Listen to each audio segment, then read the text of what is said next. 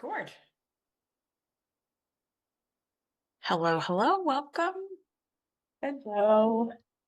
Hi Um, there, everyone. Thanks for watching. I would like to welcome everyone. I'm so happy you found your way here to the Sacred Wisdom Circle. Linked by the golden thread, we are lighthouses, beacons of truth guiding the way. Through deep conversations and sacred shared wisdom, we illuminate the path and heal through truth. I'm so excited for our conversation today. Yeah. Yes. Oh, Where do you been want to quite a start? week. Yeah, quite a week with all these planets going into retrograde in Gemini. It's crazy. It's been quite Is that what's hectic. going on?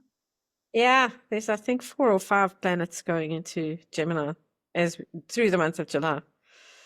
Uh, I know one comes to mind is Uranus. I know Mercury goes into retrograde later on this month as well, on the 17th, I think. Mm. I think it's Neptune as one.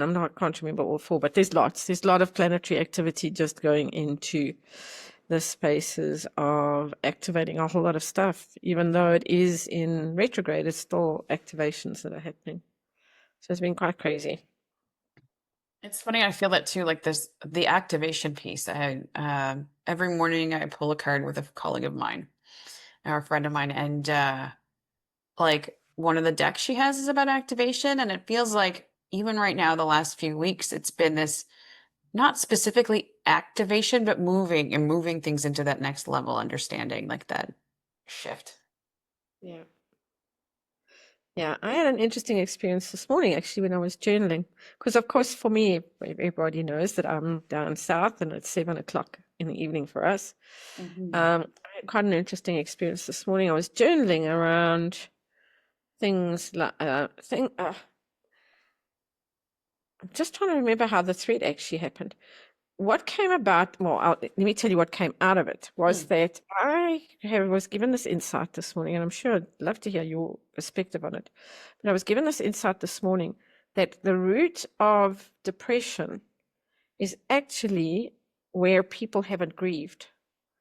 So there's been a loss, whatever that is, and it's not just the bereavement around a person, but it could be the loss of a role. It could be the loss of, like, women when the children leave home. It's not an empty nest.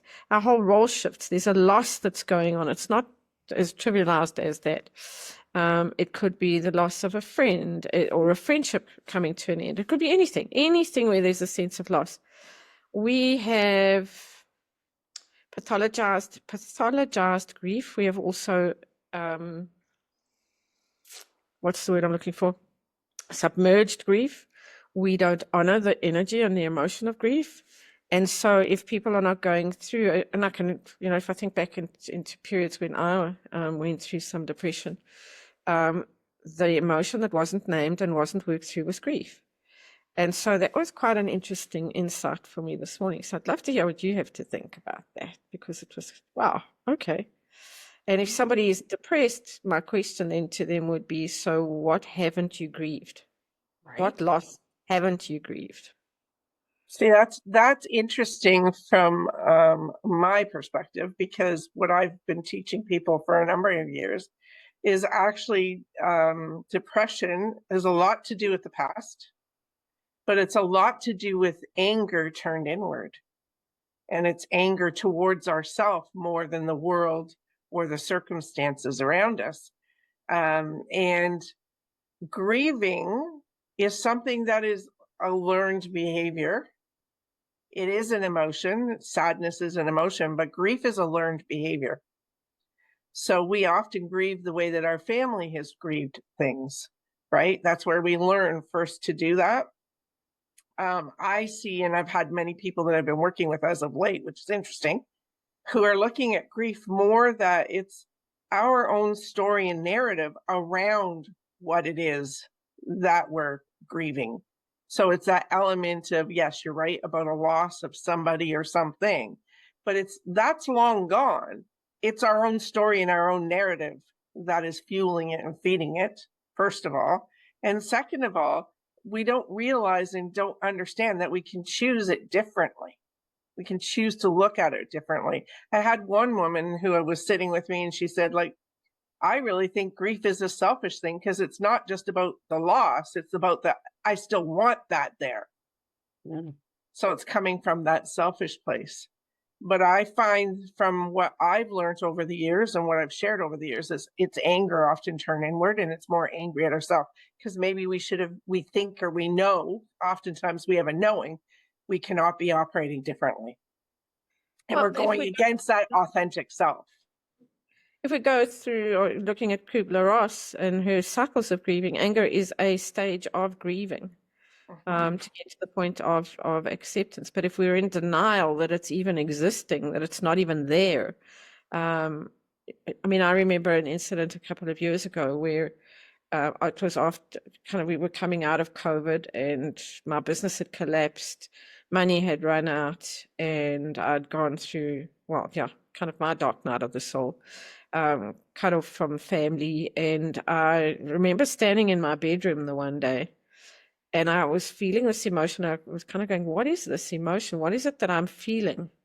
Because I don't know that I can name it. And as I kept on asking the question, so what is this? And it came out grief. And I kind of bent, talking about learned behavior, but it was so visceral that I bent over kind of from my waist up and almost keening because the loss was so deep. And the loss of the narrative for me then was the loss of what families are supposed to be and how families are supposed to stick together. And the fact that that didn't happen was that the loss. romanticized version. And that was the loss that I was grieving. It was the loss of the family, but also the loss of the illusion. The thing for me is I think, and it's not that I'm disagreeing, because anger is part of grief and it is the anger turned inward. But it's just this, if we don't acknowledge the fact that there is this emotion and cycle of grieving, we're stopping ourselves from moving forward into the flow. And that's the thing that I came out with this morning. And that, I think, for a lot of people is truthful. Absolutely. I know from my own experience, though, losing both my mom and dad, I didn't go through grief in the way that most people do at all, because I have a different understanding of death and I have a different understanding of them moving into the next chapter. So I did not experience that grief or that loss in the way that most people would. Yep. Well, and that's what I was thinking too, was around the level of consciousness that people are at. So like, I know as you move forward and you realize that from in the human experience, we're losing them in the physical. But once you get in over the idea, or once you accept the idea that we are in a human experience, but we are energetic beings and the energy doesn't cease to exist, they're always there. And the love doesn't cease to exist either, that energy of love, right? Yeah. So it continues on. So it's like you no longer experience the loss, right? So you don't need to process it. But I think the biggest key here is honoring the feelings. Whether it's the loss, whether it's the grief, like whatever you want to call it, it's honoring and allowing them. Like you said, usually as humans, we're told to suppress and we're not meant to experience, or we can't take time to process those experiences and those feelings. So that's, I think, is a big key of that, is like, if you have a loss, and you don't process that, you're gonna continue to carry that heaviness in your heart and that experience without processing it. So you're gonna continue. Physically, it shows up as depression. Physically, it shows up as a physical manifestation. I have a colleague of mine that also didn't process, tried to be positive through the experience of many losses and large losses in her life, and she ended up with pneumonia from all of that suppression of the grief and all the things that she hadn't processed, right? So, like, bad pneumonia. Absolutely. And the other thing that Angela touched on, which is really lovely too, is the illusion. A lot of it is we have this romanticized version of what family should look like. We have this, and I don't know where the romanticized version comes from, other than maybe because we know how connected we are on the other side, right? So our soul remembers that. But the illusions and the romanticized version of anything is dangerous. And a lot of times that's what we're actually grieving. That's the story and narrative that we have to break down and go, boy, why is this affecting me so heavily? What does this mean for me? Right? And with everybody, that looks a little bit different. 100%. Yeah. And, it's interesting, you're talking about death and dying and people leaving the planet. And I absolutely subscribe to what you were saying around the fact that I didn't grieve the same way that other people grieve. And not because it's better or worse, but just because my understanding is different, as you've mentioned. The thing that was really interesting for me with my mom was that she got dementia. And the grief there was losing her, who Yeah. she, even though we know who she is, but the loss of her, and every time we saw it, just a little bit more of her that left, and a little bit more of her that was gone. And so once she passed, there was no grief, because that the missing who she is as she was still in the physical was part and parcel of grieving her. But it also wasn't this kind of, it wasn't kind of going into these paroxysms of grief that sometimes people do and kind of connect with. It was just a genuine sadness around the fact that she was disappearing. Well, and even like you said, you honored the process in it. So like you felt the sadness, you felt that feeling while you were going through it. Throughout. You allowed that process. So of course, at the end, there wouldn't be a big loss because again, that's just the physical. But the relationship, the context of her, you hadn't lost. The same thing as like even like you said about roles.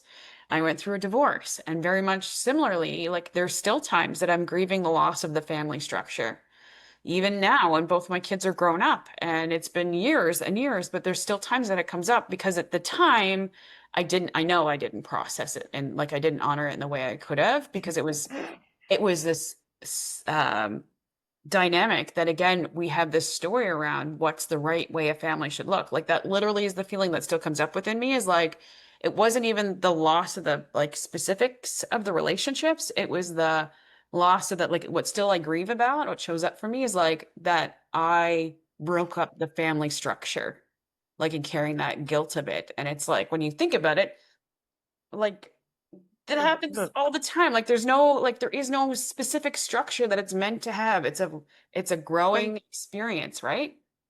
And it's the conditioning. Yeah. It's this idea that we are supposed to be together Yeah. forever. I Yep, often say to people, forever is as long as it lasts, because we're not in control of that outcome as much as we want to think we are, right? But so funny, societal, it's the societal constructs that have been put into idea. place. It's The so idea. funny that you say that, we're talking about and kind of venturing now into divorce. When I got divorced, I mean, my children were 4 and 2.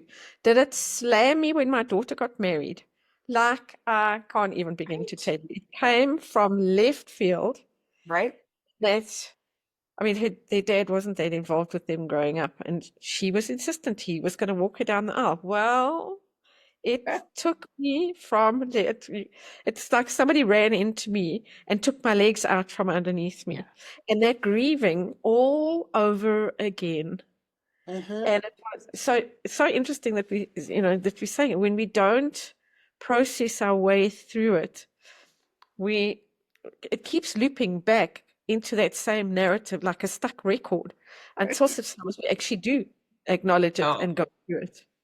This gives So, me goosebumps, like literally talking about this because it's taking the time to honor the feelings that are showing up and giving yourself time to process.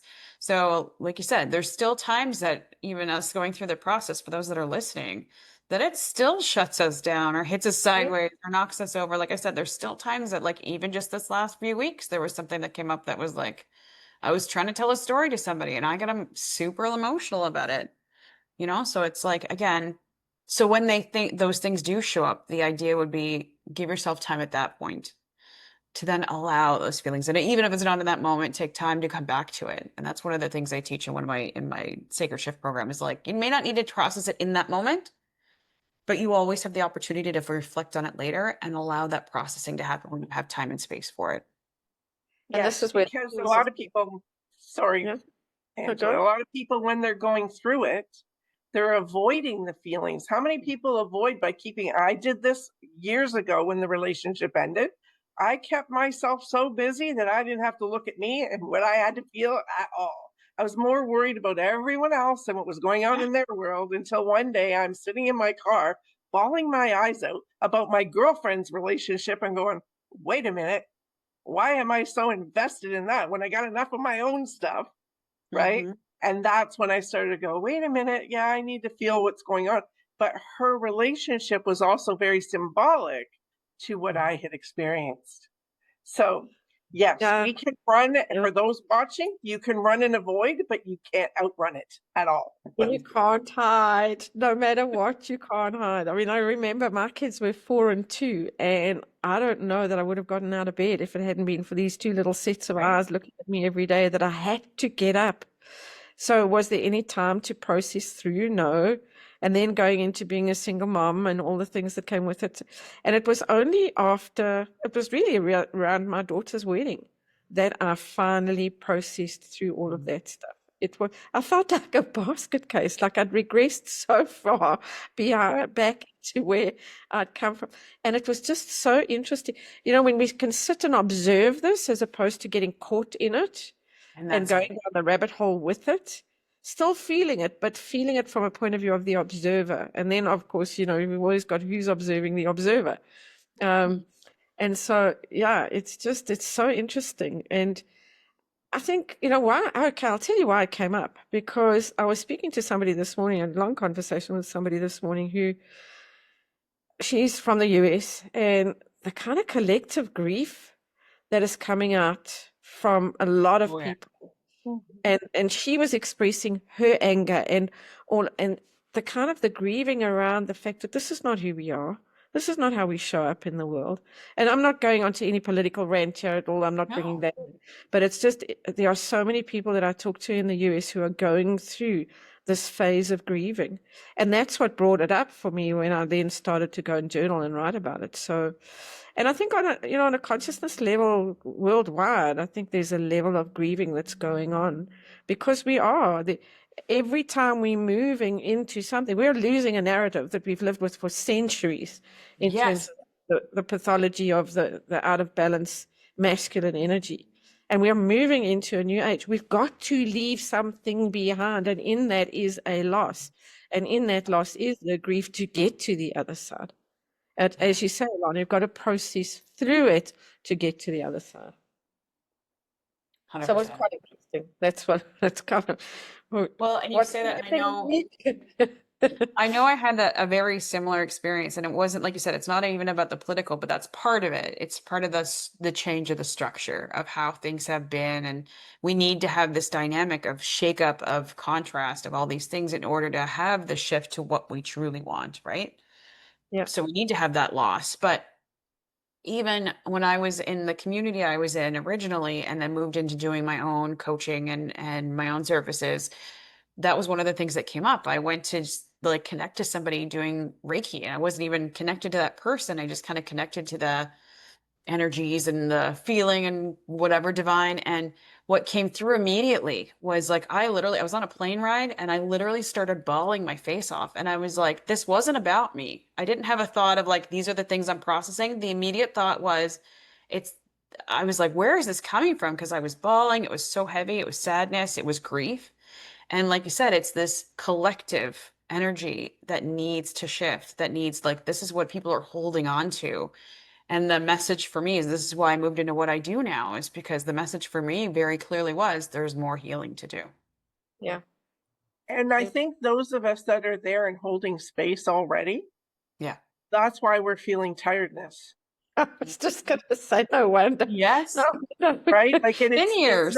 it's not that we're not getting our rest. It's not that we're doing not doing the things that we need to do, but because so much energy is being expended to be in that love, and we are vessels for it to keep it.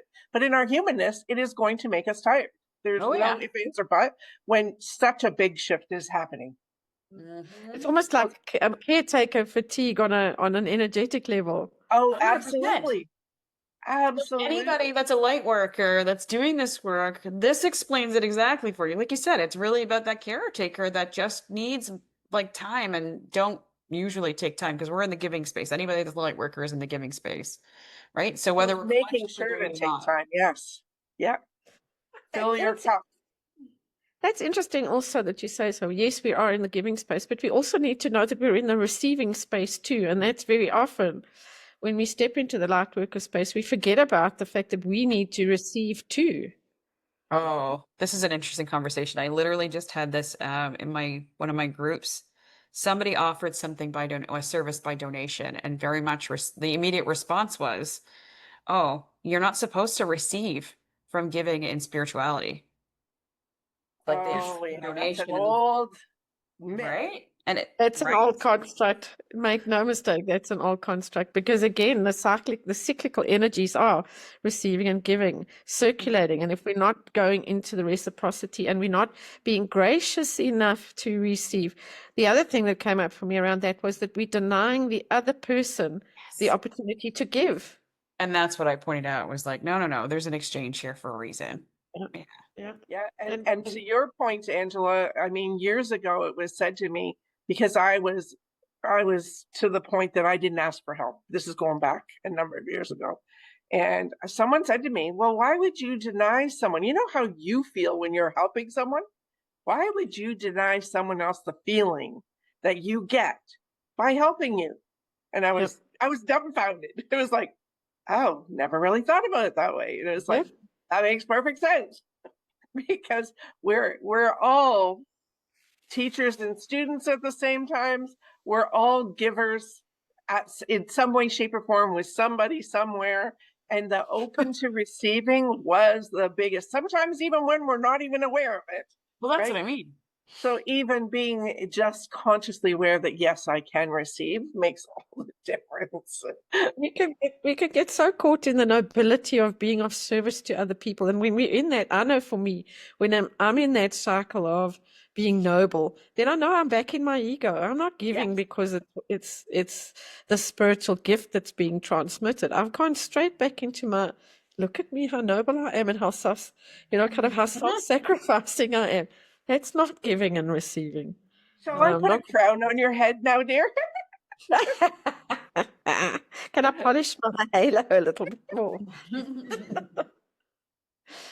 I think that's a really good point though about the like being in receivership and not just going back to what we're talking about, the caregiving and but the openness to receive and the opportunity to be in the flow of, you don't need to go. You don't need to constantly give. You need to be in rest. You need to recover. You need to give to yourself as much as you give to others, right?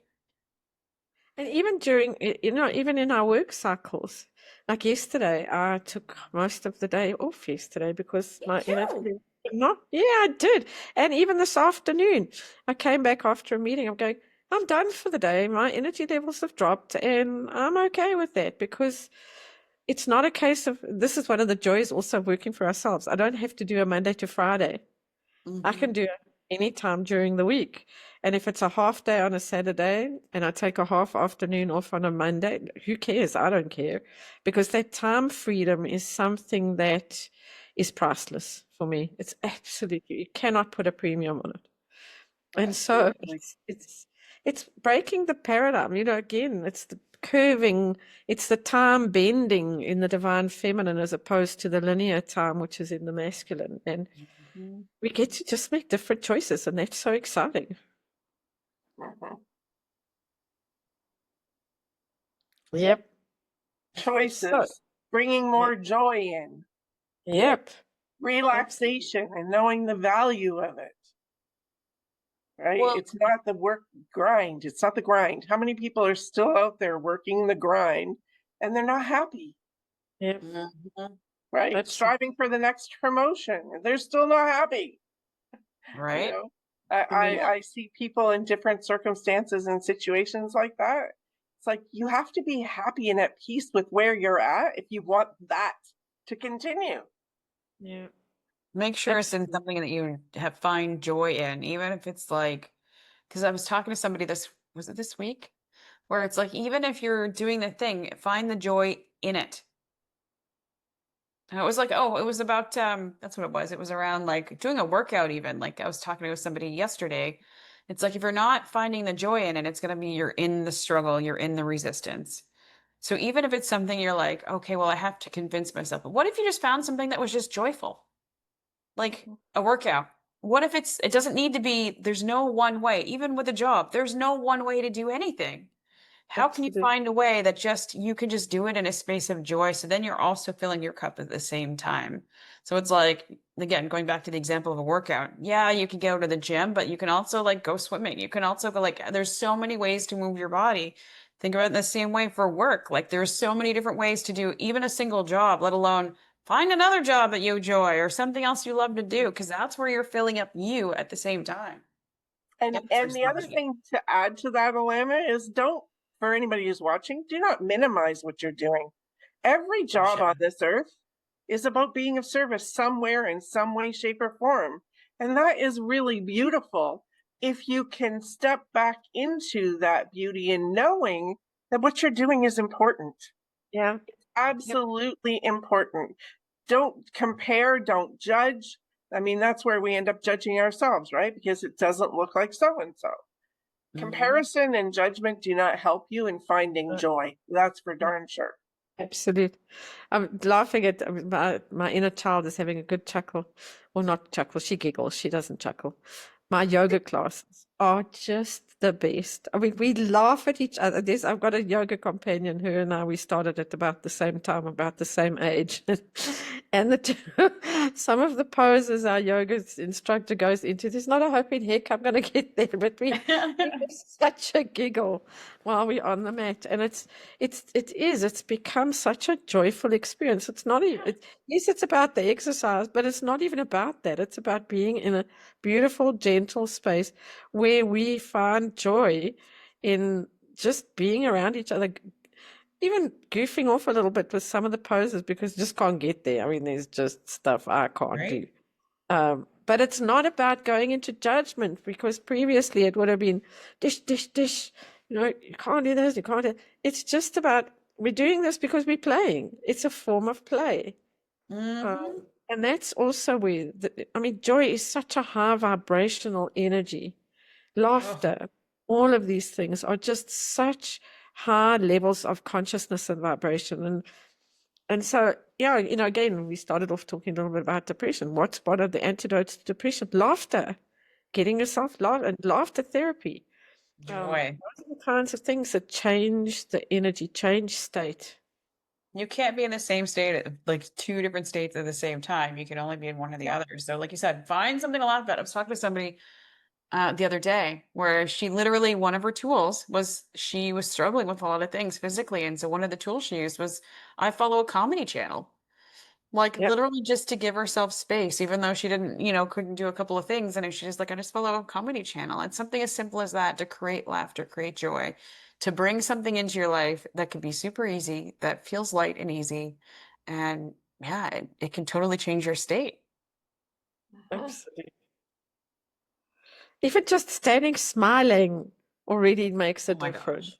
gosh. Do like, and I challenge anybody that's feeling like down, even though you're gonna feel down, wander around and randomly smile at people. Like there's no way you'll stay in a down state if you could just, even if it's a fake smile, you just wander around and fake smile at people. I want to kind of Right. circle back to something that Pam was talking about earlier on, and that's the whole question of narratives. Because I've been doing an exercise for the last, probably about 5 weeks, around really stepping into the energy and the different manifestations of fear and how it's shown up for me and why I've had those fears. And what it's revealed is exactly what Pam was talking about earlier on, is the narrative. And all these erroneous beliefs, these stories that we've picked up on, the actors that have been a part of that play to actually mirror into us what it is that we're needing to learn. And it's been so interesting to step into seeing with so much clarity what the narratives are and what the repetitive patterns are. And just being able to be aware of and see them is 90% of the work in terms of releasing. Absolutely, Angela. Absolutely. I've always said to people, without awareness, change cannot happen. Yeah. Not at all. And also, it's like the first step. Yeah. And also to touch on what Alana was saying is about the smiling and about the humor. It's also an element, what you said about you can't be in both emotions at the same time. So in the awareness, sometimes it's just as simple as I'm recognizing that. what can I do now? What can I think about now? And one of the things that I encourage people is even think of a sunset, something that moves you or lightens you up, right? Can make, just shift that vibration slightly, can make all the difference in a moment, right? Because it's the narrative and story that we get stuck in. The feeling's never the problem, ever. That is just telling us something. It's teaching us something. It's the story and narrative always that ends up bringing us into that rabbit hole. So it's being able to, okay, I'm sad right now, or I'm upset right now, acknowledging it. This is what I'm feeling. Now, what can I do to shift that? Something as simple as thinking about a sunset, as I said a moment ago, or thinking about a memory that was beautiful, especially when thinking about grief and sadness and loss. Think about those memories that maybe made you laugh. Thinking about those things that warmed your heart. These are also celebratory of the person, right? Which again is a different way of looking at letting go of someone. How can I celebrate their life? Yeah, very much so. And again, we pathologize death and dying. We pathologize grief instead of honoring it as a rite of passage, as a rite of transition. So something that has come up for me, which I've found very useful over the last few weeks, is when that voice, and we all have it, mine sits on my left shoulder. When that voice comes up, I put my hand out and I just almost like, a little Tom Thumb or Thumbelina in my hand. You are heard. I hear you, because so many times that voice was never heard, and that's why it has become the narrative. So you are heard. Thank you for sharing. We're not doing that today. Come with me, and we're going to go off and do something different. And I think that for me has become quite a game changer, is just acknowledging I am hearing myself, I am hearing you, because those things, those occurrences, those messages were never heard when I was young, or whenever they, those kind of beliefs started entering into my consciousness. And so that's been so valuable, is just, you are heard. Whether it's my inner child or rebellious teenager, you're being. That's such a good tool. I use that with my clients as well, of like just, Yep. taking time to acknowledge, like you said, there's something within you, or an aspect of you, like you said, inner child, teenager, 20s, like, there's an aspect of you that isn't feeling seen or heard. So it's literally like even journaling a question every morning of what part of me is not feeling seen and heard today. Yep. Such a good tool. I was working with a gentleman this morning, and he's in his 40s, and he is operating in the dynamic, his family dynamic, his current dynamic, basically how his parents were. Like it's that ingrained messaging. How do you be in a relationship? And his little boy gets defensive. His wife has done a lot of work to grow, and she's wanting him to come along. Naturally, people do, but he gets the backup so quickly and easily. And I said to him today, I said, that's not your grounded adult self that's responding there. How old is that person? How old is that little boy right now? And he's like, yeah, it is childish. He goes, I can look at some of the conversations, right? So again, I said, great awareness, and don't avoid. Do not avoid it. Nurture that. It's now you that's got to say, you know what? We're okay. We're good. We're safe. I can hear what she's saying openly now. And it's awareness without judgment. That's really, really important, is not having the judgment around the awareness. Yeah. Oh, yeah. The judgment only spirals us into our rabbit hole a little further. Doesn't it? I've been there, done that myself. So. Without question, how many times ever? And it's that, again, becoming the observer. I'm aware and I'm observing, but I don't have to own it and pick it up again. I get to honor it. And that's the thing, is, again, so many people do the spiritual bypass where, okay, I'm feeling it, but let's go. And we go into, let's do the positive affirmations without going through, Alana, as you were saying, the process. We've got to process through it. And the only way through it is through it. Otherwise, it keeps looping and keeps coming back. Yep. A stuck record. And if you don't get it from this person, the next person who's going to come into your space is going to be presenting the same lesson to you again until you get it. We wonder why we go into like for people that go from to a different relationship. You let go of one relationship, and if you don't do the work that needed to happen between that relationship and the next one, you're gonna bring in someone that's the exact same. It's like, you Right. get these people that are like, I keep attracting these losers or whatever, and it's like, well, there's something within you. There's evidence. This should be evidence for you to say there's something that I need to work on myself. Because no matter where you go, there you are. Absolutely. And I often share people, I went through several different abusive relationships.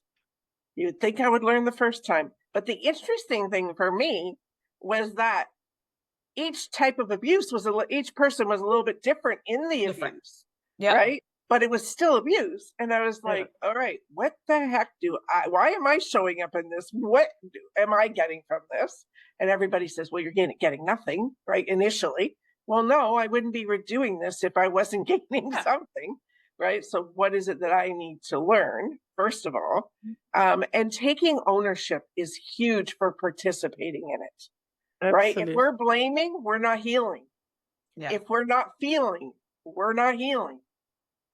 Right? We need to own the feelings. We need to own why we're showing up there. And that's when for anyone that's watching, that's when we will start to actually do the healing work.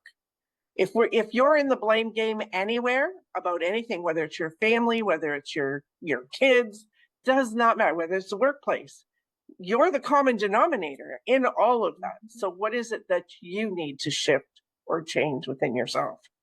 Yeah.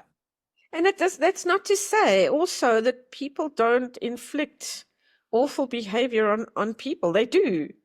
We're not denying that. What we're saying is taking responsibility for ourselves with whatever dynamic we have entered into and engaged with. And also going back to the fact that we've made contracts with these people for them to present these lessons so that we can progress and we can move into the ascension energy. So Absolutely. all those narratives of it's always about everybody else. I don't need to take responsibility for anything. Everybody's doing it to me, the consummate victim. All of that is just a narrative designed to keep people stuck instead of moving into that more enlightened space of being and doing. And so, yeah, it's just so interesting. And the thing is, the other thing that I also want to say to people who are listening is none of what we're saying is judgment. None of us is what we're saying is you shoulda, coulda, woulda, didn't. Because I do believe that everybody shows up with what they have at the time, not their best. The minute you show up with the best that you know how. No, that's a judgment. We show up the only way we know how with what we have, because if we knew anything differently, we would have done it differently. So it's not about better, best, good, whatever. That's a label. It's around just this is all I have known to do. And then loving that person who did what he did under those circumstances based on what we knew how to do at the time. And that's also liberating.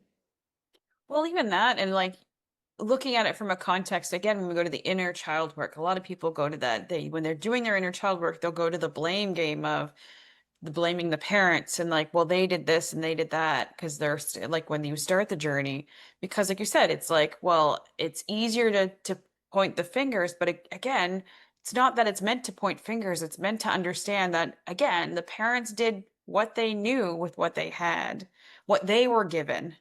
Right? There's a whole generational thing that carries on because they were not aware, because they didn't know any different and they didn't know that they could change. And there's this whole generation right now that's like, hey, we're ready to change things. We're ready to shake things up. We're ready to come to our truth. And the generations before us didn't have that because of what was going on in the world at the time, right? Absolutely. And each generation is slowly breaking the construct. It can't all be done in one generation. It is impossible. So there was a generation. There was a meme that I saw. I can't even remember. I wish I'd saved it. And it had like these glasses, and there was this teapot, and there was the grandmother pouring the tea into the one glass, and it was like a little light. And then the mom got it, and her water was a little bit darker.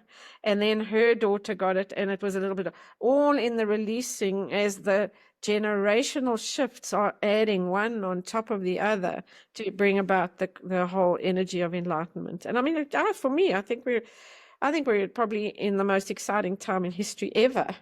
Totally.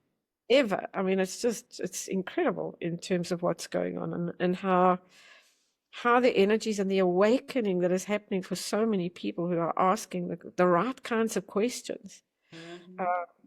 Honestly, Well, it's even like we talked Yeah. about, sort of like the ascension of the ascension of healing, right? As we go through and we're getting rid of layers and things coming back till we get rid of the layers and layers.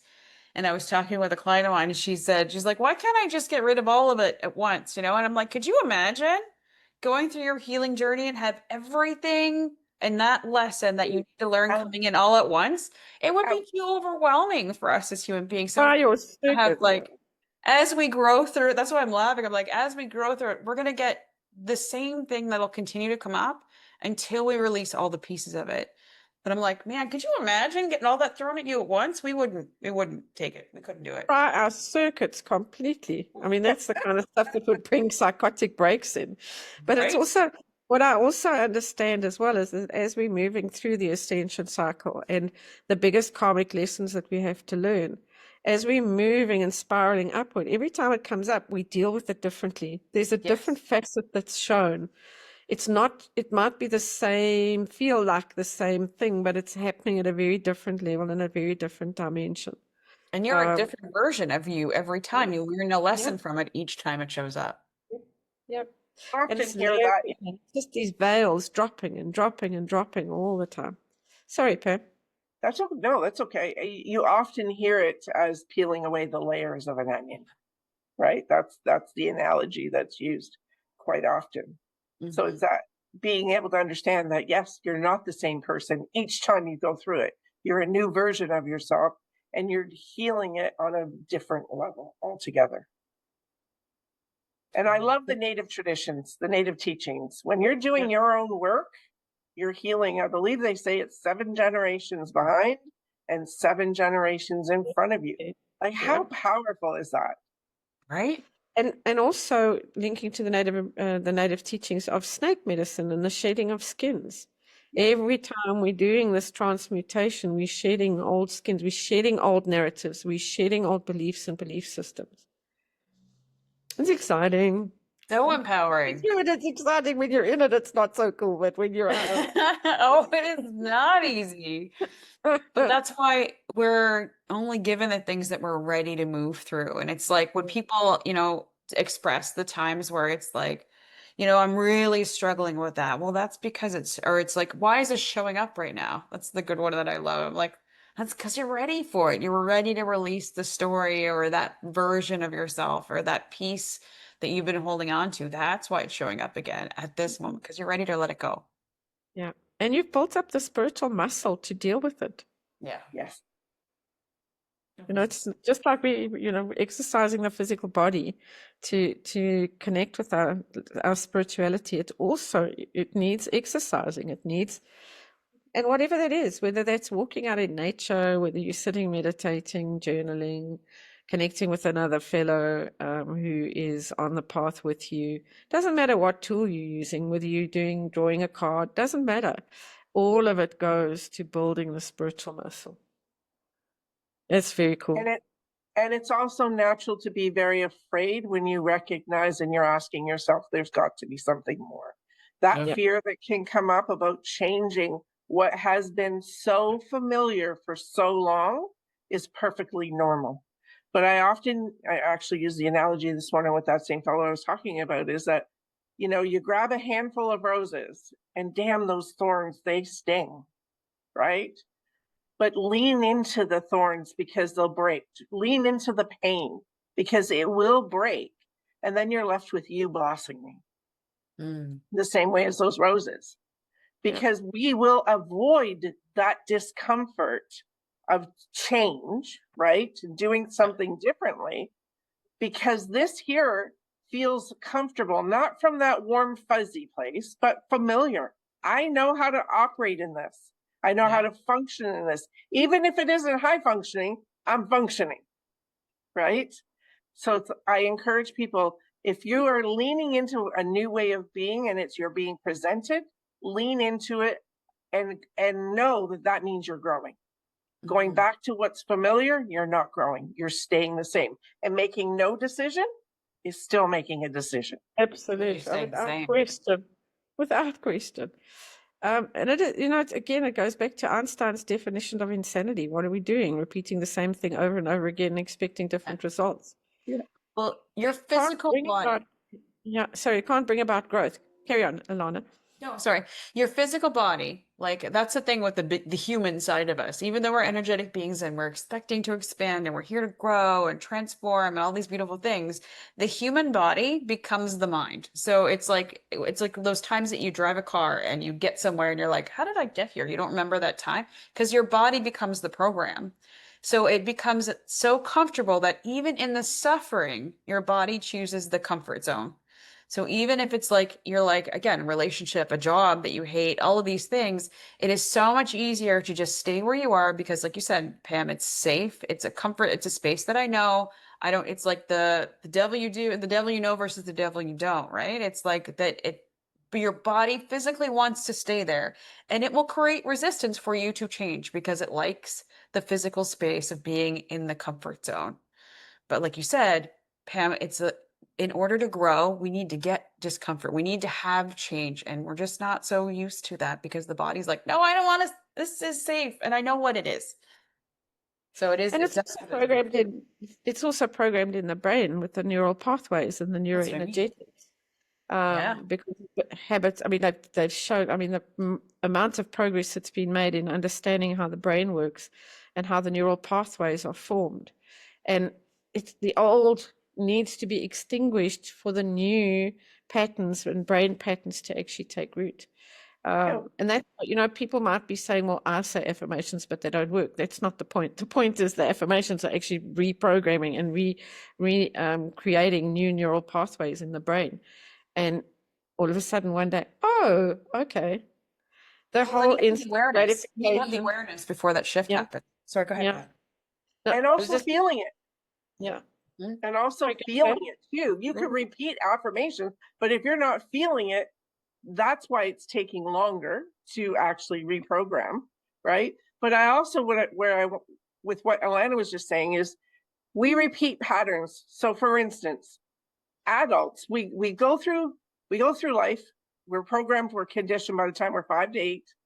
High school is our first kick at the can where we start to question things, challenge things, and then we're deemed as rebellious or troublesome or some other label, right? Then we get through school and we're adulting like our parents adulted. Like literally, we are taking on the DNA of that, the energetic DNA, the genetic DNA.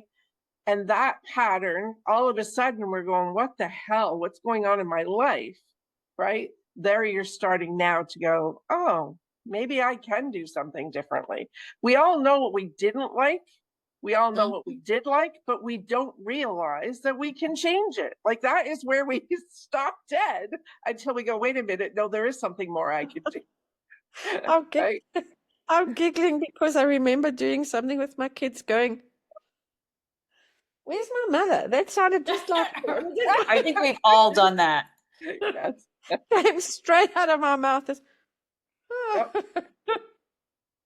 Right. So it's those patterns, again, generational trauma is genetically passed along, energetically passed along, and behaviorally is passed along.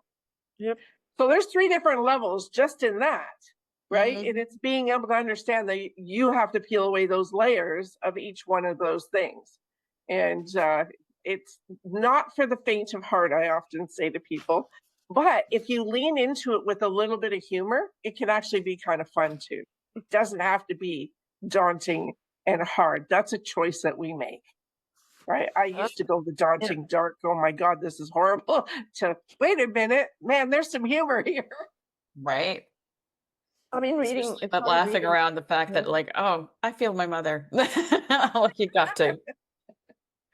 I started reading The Mastery of Love by Don Miguel Ruiz, and he talks about the fact that we domesticate humans the way we domesticate dogs or other animals, with punishment and reward, and that's become normal.